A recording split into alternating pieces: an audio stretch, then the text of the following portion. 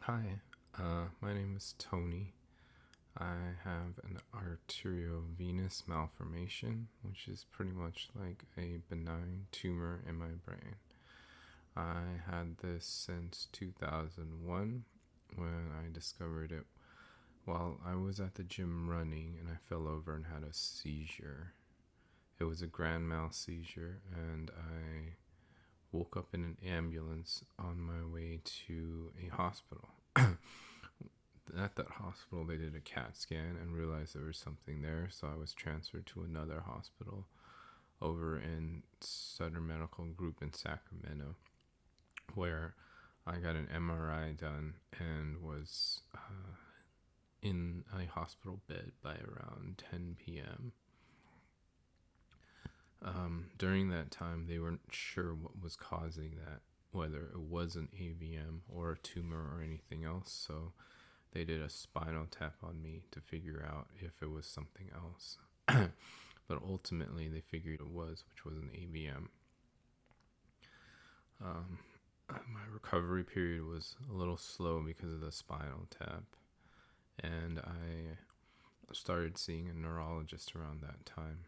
And the neurologist had me get an angiogram so I could get a 3D image of the AVM and how my blood was flowing through it, basically as a ticking time bomb that could potentially burst at any moment and then ultimately cause a stroke or death. So I was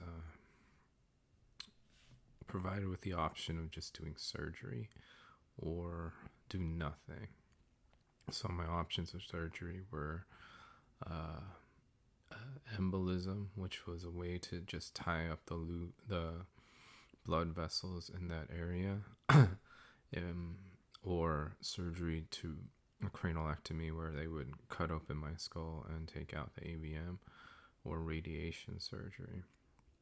So I ended up going with the gamma knife radiation surgery because it was the least invasive surgery. So it had a mild risk compared to the other ones, which had a risk of fatality during surgery or even afterwards.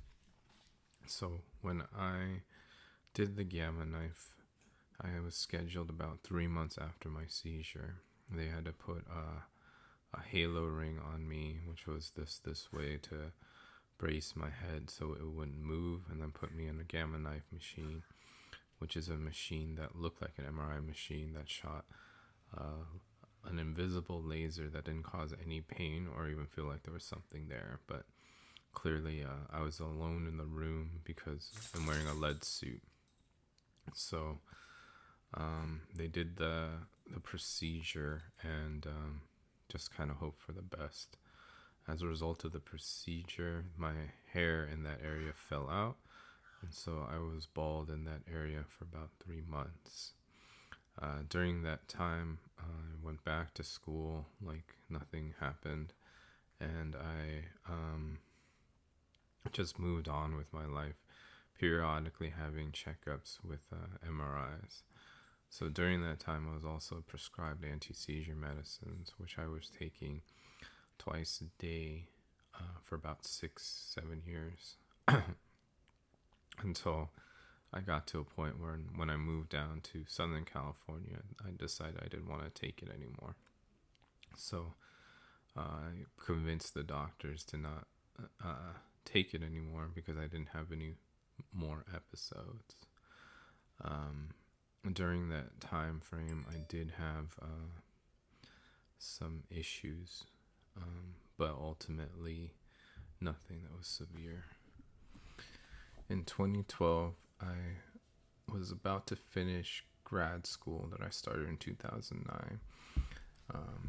I had gone to like one of the last happy hour gone to like one of the last happy hour slash celebrations before graduation, and I drank a lot, but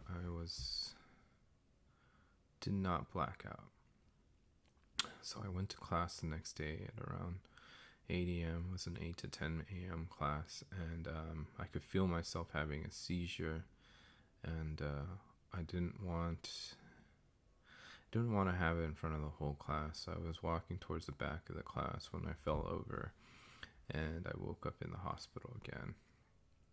At that time, I had Kaiser insurance, and then they were taking me to a hospital where they administered a CAT scan, and I believe we did an angiogram like maybe 2 months later. So during that time period, they were able to determine that the AVM shrank, and ultimately they wanted to do invasive surgery to remove it. They didn't say anything else beyond that because they didn't know what to do with it. They didn't know if they should continue to do radiation surgery or anything else. There was no real recommendation as a result. So since it was a little bit inconclusive of what was going to happen,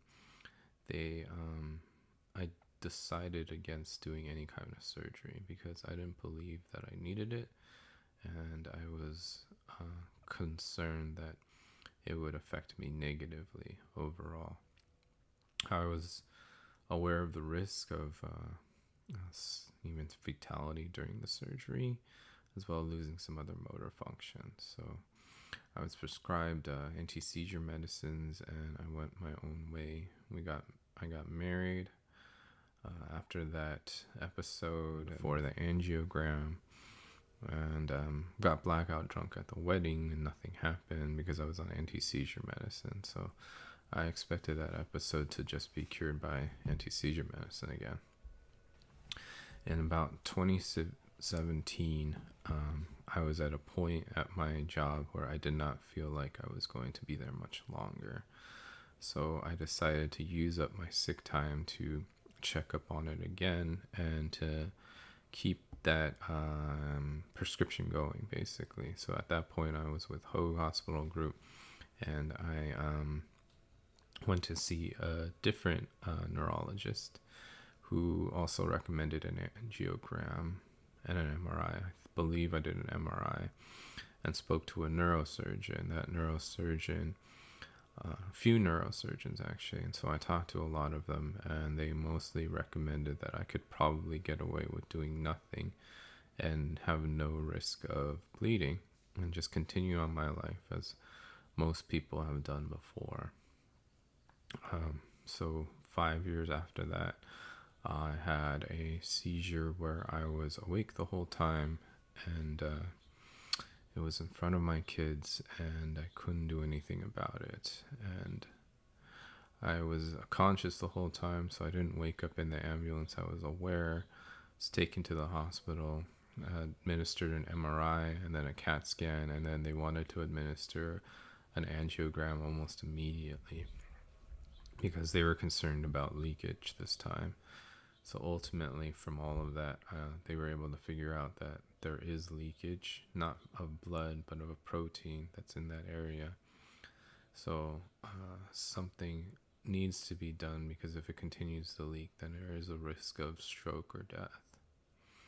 So this is the introduction of this whole process that I'm going through at the moment. I'm aware that surgery needs to be done and that there's a risk to surgery, whether it be death or brain damage. Ultimately, could be staph infection, could be swelling, it could be permanent motor damage to my speech, and ultimately could be death. So I wanted to start this video series, just me speaking to random things and whatever's on my mind, ultimately, because I want to be able to still talk and be able to vocalize what I'm feeling and what I'm thinking about before there's a risk where I won't be able to do that anymore. So this is my video series based on that I'm going to start uploading on YouTube. But ultimately, it's just going to be me talking, because at some point there could be a risk where I would not be talking anymore. One of the things that I did, first things I did during the preparation of the idea of surgery, which has not been fully recommended yet, although I'm going to see another specialist soon where it's likely they're going to recommend it. I started setting my affairs in order. I made sure that all of my retirement accounts and life insurance and everything had the correct beneficiaries. I was looking through all the money that I have, which isn't a whole lot at this point, and basically came to the idea that before the surgery, I'm going to cash out everything that I have and transfer it over to shared accounts so that in the event of something happening, then there's nothing that's going to be in probate, and the money will be easily accessible for my remaining loved ones. I'm not allowed to talk about this with anyone, especially at work, because of the risk of HR doing what's best for the company, which be to let me go before I go on a leave of absence / disability. I don't think they'll be that cruel, but I believe that in defense or in the company's defense, it would be what's in the best interest of the company. So that's why I'm a little bit concerned, because I don't really have an outlet for any of this. And I'm hoping that this video will lay low for a while, or this series of videos will be uploaded in a sequence where I would not have to be concerned of that kind of retribution or risk that's involved. That's it for this video, and I'll probably continue for the next one.